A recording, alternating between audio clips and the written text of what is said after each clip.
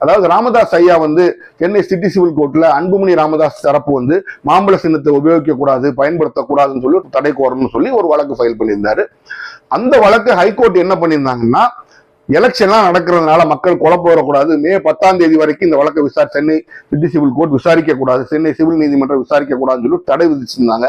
அதை எதிர்த்து அவங்க சுப்ரீம் கோர்ட்டுக்கு போகும். சுப்ரீம் கோர்ட் என்ன சொல்லிருச்சு, மார்ச் 24 அதாவது இன்றைக்குள்ள மனுவை ஃபைல் பண்ணி 3 நாளுக்குள்ள அதுக்கு ஒரு தீர்ப்பு நீங்க சொல்லுங்க. அதாவது இடைக்கால மனுவா இருக்கும்னு நினைக்கிறேன், ஒன்னும் கிளியரா இல்ல, தீர்ப்பை சொல்லுங்கன்னு சொல்லியிருக்காங்க. அப்பா மாம்பழம் சின்னம் யாருக்கு அப்படிங்கிற அந்த கேள்வி வந்து இன்றைக்கு வந்து அன்புமணி கையில தான் இருக்குது.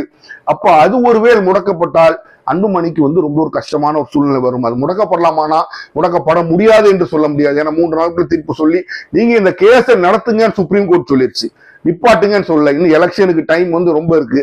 அப்போ அந்த கேஸை நடத்தி அதை கொண்டு போகும்போது என்ன முடிவு வரும் நமக்கு சொல்ல முடியாது.